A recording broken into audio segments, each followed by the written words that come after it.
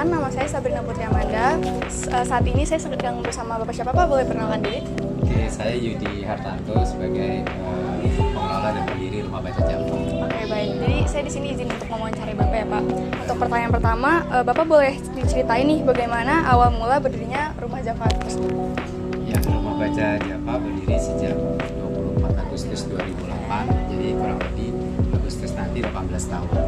Jadi kebutuhan kita adalah bagaimana supaya memberikan akses bahan bacaan kepada masyarakat, terutama anak-anak, karena di sini anak-anak kurang mendapatkan ruang untuk mereka bersosialisasi antar sesama, dan salah satu bentuknya mungkin rumah baca bisa menjadi tempat untuk edukasi mereka, berkumpul bersama mereka, dan juga mendapatkan akses bahan bacaan gratis kepada mereka. Sekarang Bapak boleh diceritain nggak siapa aja nih Pak yang biasanya ngikutin kegiatan di Rumah Baca Java ini?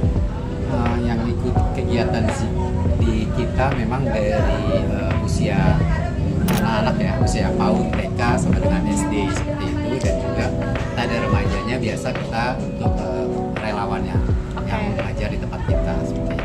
Untuk program dan kegiatannya biasanya ada apa aja Pak? Untuk kegiatan kita yang berjalan dari awal kita berdiri sampai sekarang adalah kita bimbingan belajar ya. Bimbingan belajar itu gratis untuk anak-anak usia PAUD, TK, SD dari pagi sampai sore, dari jam 10 sampai jam 5 sore. Lalu kita ada juga kelas tari ya buat anak-anak. Lalu juga kita ada buka kerjasama sama komunitas ataupun juga kampus ya untuk kelas relawan. Jadi mereka bisa menjadi relawan, one day volunteer di tempat kita, dan juga kita ada parenting buat orang tua. Jadi kan di sini kan targetnya anak-anak ya Pak. Terus bagaimana cara Bapak untuk menarik anak-anak untuk tertarik belajar di Rumah Baca Java ini Pak? Ya, Rumah Baca itu bukan sekedar tumpukan buku, bukan sekedar gudang buku, tapi bagaimana kita menghidupkan buku itu sendiri. Jadi kita memberikan kegiatan-kegiatan edukasi lainnya kepada anak-anak agar mereka bisa tertarik ke Rumah Baca Java. Jadi mereka tertarik untuk datang mengikuti kegiatan-kegiatan kita di luar ruang ataupun juga di dalam ruang, dengan kreativitas ataupun juga dengan mengajak mereka kunjungan ke museum ataupun juga outing keluar. Untuk kegiatannya sendiri biasanya tuh seminggu berapa kali ya Pak? Terus juga dari waktunya tuh dari jam berapa ke jam berapa? Nah, kalau kegiatannya kita rutin ya, dari Senin sampai dengan Jumat, dari jam 10 sampai jam 5 sore.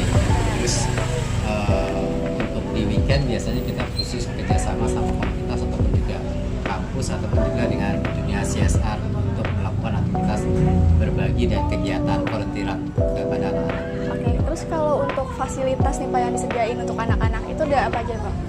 Fasilitas kita, alhamdulillah kita sudah ada lengkap ya, maksudnya dalam hal proses pembelajaran misalnya kita akan menggunakan baik itu televisi ataupun juga Infocus untuk proses pengajaran mereka di dunia digital.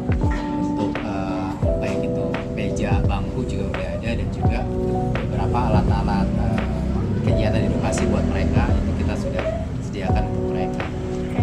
Bahkan Bapak udah berdiri sejak lama nih ya. Terus bagaimana respon masyarakat sekitar dan anak-anak ketika Bapak mendirikan Rumah Baca ini Pak? Untuk responnya kalau sekarang ibaratnya ini merupakan hasil konsistensi kita selama 18 tahun ya.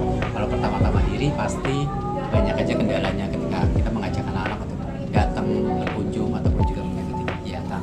Tapi lambat tahun ketika kita konsisten terus memberikan edukasi pada masyarakat, pada anak-anak, alhamdulillah bisa dibilang sekarang bonusnya lah buat kita, karena anak-anak yang datang setiap hari ada kurang lebih dari pagi sampai sore itu bisa 80-an anak-anak yang ikut kegiatan kita.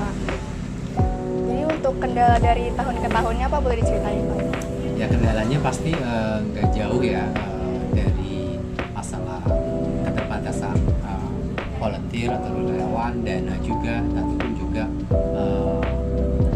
buku-buku dan peralatan seperti itu. Tapi itu tidak menutup kita untuk terus konsisten memberikan yang terbaik bagi anak-anak, karena sejatinya keterbatasan itu tidak menghambat kita untuk memberikan manfaat pada adik-adik kita. Oke, jadi kan tadi kan kendalanya juga udah Bapak sebutin nih, kayak kurangnya buku-buku atau masukan-masukan gitu ya, mendukung gitu. Terus solusi dari Bapak gitu untuk mencukupkan gitu dari kebutuhan-kebutuhan yang dibutuhkan itu gimana Pak? Ya, solusi yang bisa kita lakukan adalah bentuknya kolaborasi. Jadi kita bisa melakukan kolaborasi dengan pihak-pihak baik itu dunia korporat ataupun dunia kampus ataupun juga dunia komunitas untuk melakukan aktivitas dan juga pemenuhan kendala-kendala yang kita hadapi. Misalnya ketika kita ingin melakukan kegiatan yang tidak ada dananya, kita bisa sesuaikan program kita dengan kegiatan yang akan kampus ataupun juga komunitas lakukan. Jadi kita di mix, mereka memberikan volunteer ataupun tenaga SDM-nya dan juga perangkatnya, dan kita menyediakan sumber dayanya baik tempat dan juga anak-anaknya. Jadi kendala itu bisa kita minimalisir dengan melakukan kolaborasi. Oke Pak. Baik, sepertinya sekian ya pertanyaan dari kelompok kami ajukan. Jadi terima kasih Bapak atas kesempatan dan waktunya. Assalamualaikum warahmatullahi wabarakatuh. Ya.